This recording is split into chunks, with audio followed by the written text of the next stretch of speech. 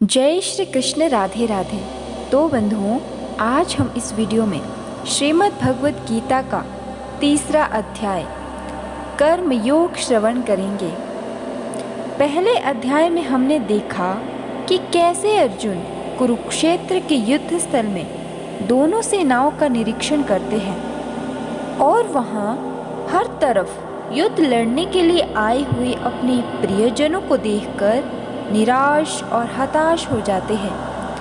अपना धनुष छोड़ करके रथ में पीछे जाकर के बैठ जाते हैं और अपने प्रियजनों के प्रति मोह में पड़कर भावुक होते हुए भगवान श्री कृष्ण से युद्ध न करने की बात कहते हैं।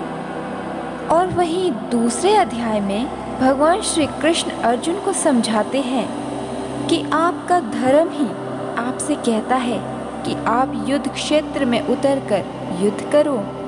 दूसरे अध्याय में भी श्री कृष्ण अर्जुन को दो मार्ग बताते हैं, पहला निष्काम कर्म योग और दूसरा ज्ञान योग। और तीसरे अध्याय में भगवान श्री कृष्ण अर्जुन को सामान्य जीवन में कर्म करने के महत्व और उनके नियमों को समझाते हैं। और इस अध्याय की शुरुआत भगवान श्री कृष्ण द्वारा अर्जुन से कर्म की आवश्यकता पर बात करके होती है। वे बताते हैं कि कर्म जीवन का एक महत्वपूर्ण अंग है और व्यक्ति को निर्बुद्धि और आलस्य में नहीं पड़ना चाहिए। भगवान श्री कृष्ण अर्जुन को कर्म का विविध रूपों में महत्व बताते हैं, जैसे कि सामाजिक कर्तव्य, धार्मिक कर्तव्य और व्यक्तिगत कर्तव्य इत्यादि। भगवान श्री कृष्ण अर्जुन को बताते हैं कि कर्म करने का उद्देश्य सिर्फ फल की आशा नहीं होना चाहिए, बल्कि निष्काम भाव से कर्म करना चाहिए। तो चलिए शुरू करते हैं आज की वीडियो को। इससे पहले कि आप श्रीमद् भगवद गीता के तीसरे अध्याय की शिक्षाओं में खो जाएं, अगर आप इस चैनल पर नए हैं और आपने अभी तक इसे सब्सक्राइब नहीं किया है तो आज ही चैनल को सब्सक्राइब करके बेल आइकन को प्रेस कर दीजिए ताकि हमारी वीडियोस की नोटिफिकेशन आपको मिलती रहे। तो बंधुओं, शुरू करते हैं श्रीमद् भगवद गीता का तीसरा अध्याय कर्म योग। अर्जुन ने पूछा, हे जनार्दन, यदि आपके तप से कर्म से बुद्धि श्रेष्ठ है तो केशव मुझे इस घोर कर्म में क्यों लगाते हो? मिले हुए वचनों से आप मेरी बुद्धि को भ्रम में डाल रहे हैं। निश्चय करके मुझे बतलाइए जिससे मैं कल्याण को प्राप्त हूँ। श्री कृष्ण जी बोले, हे निष्पाप अर्जुन, मैं पहले समझा चुका हूँ कि इस श्लोक में दो प्रकार की निष्ठा कही है। एक तो सांख्यों वालों का ज्ञान योग और दूसरा योगियों का कर्म योग। कर्मों का प्रारंभ ना करने से ही कोई निष्कर्म नहीं कहलाता और कर्मों का त्याग करके संन्यास करने से ही किसी को सिद्धि नहीं मिल जाती। मनुष्य क्षण भर भी कर्म किए बगैर नहीं रह सकता। प्रकृति के गुण ही सब मनुष्यों को कुछ न कुछ कर्म करने में लगाते हैं। जो अज्ञानी कर्मेंद्रियों को रोककर आत्मचिंतन करने के बहाने विषयों की चिंता करता है वह पाखंडी मिथ्याचारी कहलाता है। हे अर्जुन, जो इंद्रियों को मन से दमन कर और विषयों से प्रवृत्त न होने देकर उनसे कार्य लेता है वह कर्म योग का अभ्यास कहलाता है और श्रेष्ठ कहलाता है। अपने धर्म के अनुसार नियमित कर्म करो, क्योंकि कर्म ना करने से कर्म को करना अच्छा है। बिना कर्म किए तुम्हारे शरीर का निर्वाह नहीं हो सकता। हे कौन्तेय, यज्ञ के निमित्त किए जाने वाले कर्मों को छोड़कर जितने कर्म हैं उनके करने से मनुष्यों को बंधन होता है। अतएव तुम फल की इच्छा त्याग कर यक्ष के लिए कर्म करो। सृष्टि के आरंभ काल में ब्रह्मा जी ने यज्ञ सती प्रजा को उत्पन्न कर प्रजा से कहा था कि यज्ञादि कर्म करके वृद्धि को प्राप्त होंगे। यही सब कर्म तुम्हारे निमित्त कामधेनु होवेंगे। इस यज्ञ ले तुम देवताओं को संतुष्ट करते रहो और देवता भी तुमको संतुष्ट करेंगे।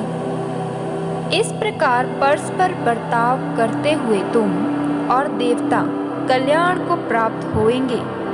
यज्ञ आदि कर्मों से प्रसन्न होकर देवता तुमको इच्छित सुख की सामग्रियां देंगे, परंतु उनके दिए हुए दान को जो बिना उनका भोग लगाए ग्रहण करता है वह चोर है।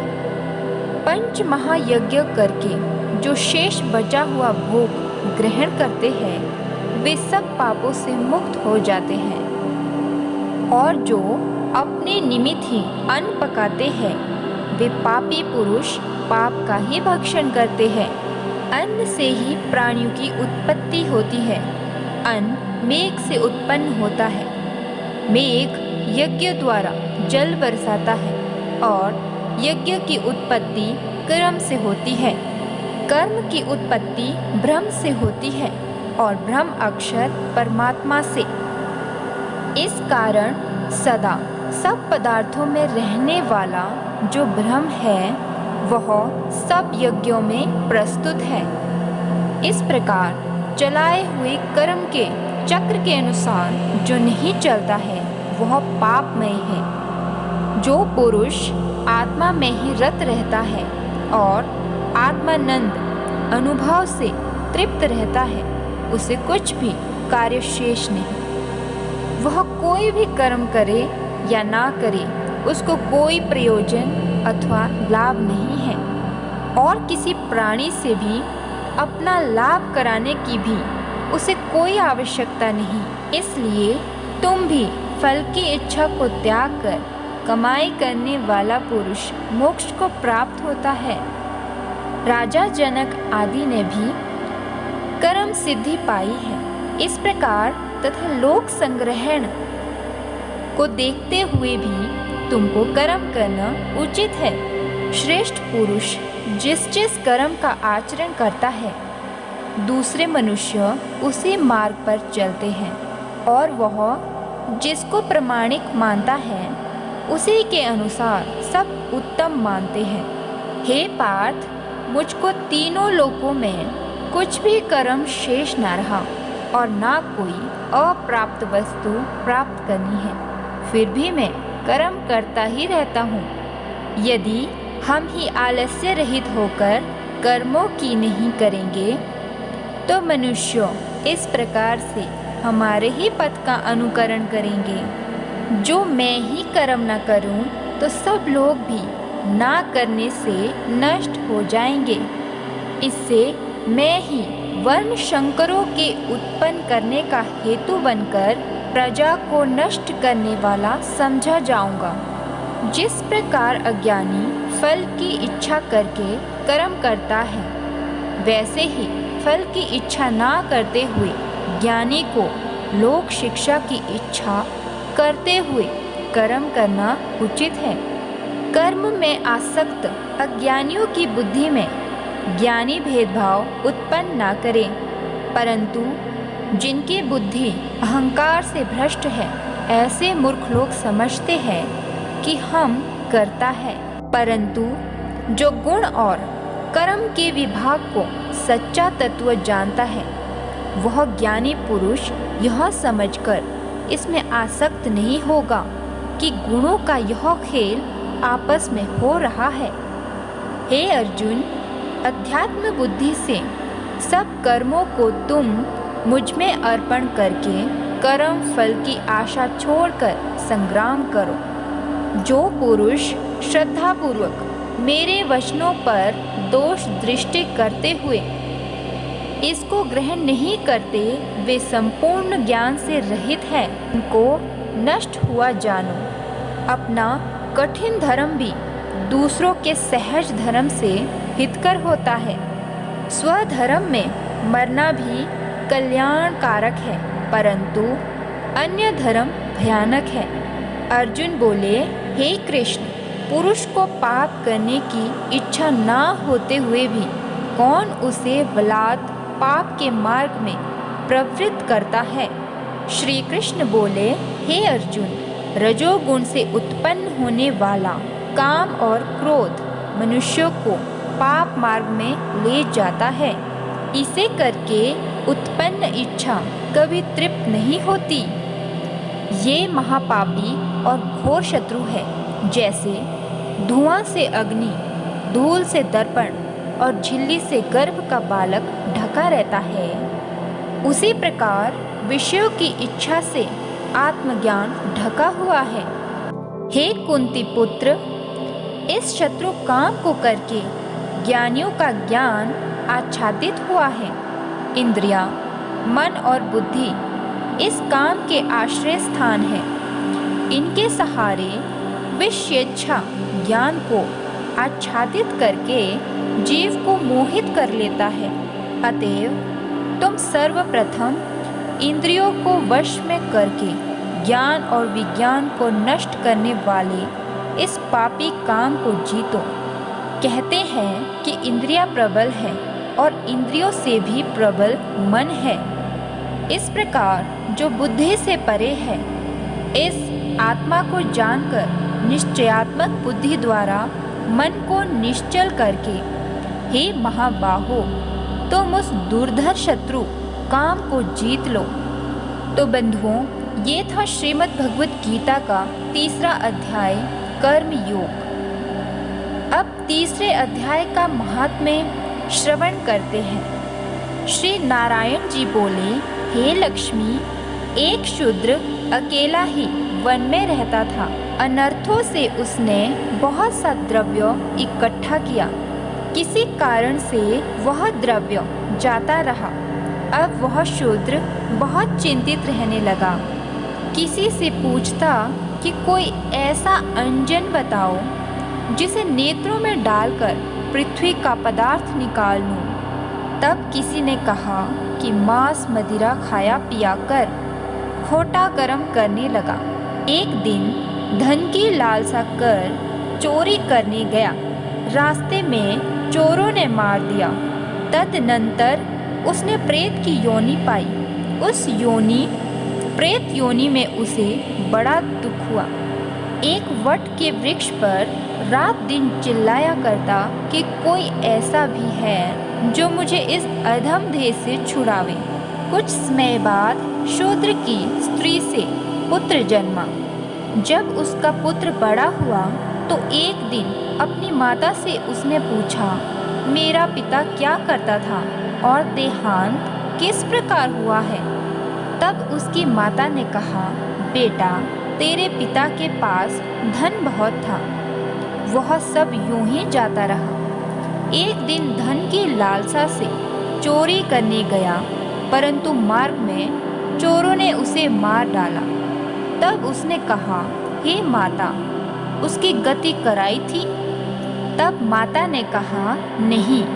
फिर कहा, हे माता, उसकी गति करानी चाहिए। यह कह वह पंडित से पूछने लगा और प्रार्थना करी, हे स्वामी, मेरा पिता एक दिशा में जाकर मृत्यु को प्राप्त हुआ है, उसका उद्धार किस प्रकार होवे? तब पंडितों ने कहा, तुम गया जी जाकर उसकी गति करो, तब पितरों का उद्धार होगा। यह सुन माता जी की आज्ञा लेकर गया जी को गमन किया। प्रयागराज का दर्शन स्नान करके फिर आगे को चला। रास्ते में एक वृक्ष के नीचे बैठा। वहाँ उसको बड़ा भय हुआ। यह वही वृक्ष था जहाँ उसका पिता प्रेत की योनि को प्राप्त हुआ था। उसी जगह में चोरों ने उसको मारा था। तब उस बालक ने गुरु मंत्र पढ़ा। उसका एक और भी नियम था, वह एक अध्याय श्री गीता जी का भी नित्य पाठ किया करता था। उस दिन उसने श्री गीता जी के 3रे अध्याय का पाठ उस वृक्ष के तले बैठकर किया। वह उसके पिता ने प्रेत की योनि में सुना। सुन के उसकी प्रेत देह छूट गई, देवदेही पाई। स्वर्ग से विमान आए और वह विमान पर चढ़कर उसके सामने आया और आकर आशीर्वाद दिया और कहा, हे पुत्र, मैं तेरा पिता हूँ जो मरकर प्रेत हुआ था। इस तेरे पाठ करने से मेरी देवदेही हुई। अब मेरा उद्धार हुआ है। अब तू गया जी में अपनी खुशी से जा। इतना सुनकर पुत्र ने कहा, हे पिताजी, कुछ और आज्ञा करो जो मैं आपकी सेवा करूं। तब उस देवदेही ने कहा, देख, मेरी 7 पीढ़ियां पितर नरक में पड़ी है, बड़े दुखी है। अब तू श्री गीता जी के 3 अध्याय का पाठ करके उनको इस दुख से मुक्ति प्रदान कर। इतना वचन कहकर वह देवदेही स्वर्ग को गई। तब बालक ने वहाँ 3 अध्याय का पाठ किया और सब पितरों को पुण्य देकर वैकुंठगामी किया। जो प्राणी श्री गीता जी का पाठ करे या श्रवण करे, उसका फल कहाँ तक कहे, कहने में नहीं आ सकता। तब नारायण जी ने कहा, हे लक्ष्मी, इस 3 अध्याय का जो फल मैंने तुम्हारे लिए कहा है सो तुमने सुना है। तो बंधुओं, ये था 3 अध्याय का महात्म्य। मिलेंगे नए अध्याय के साथ। राधे राधे।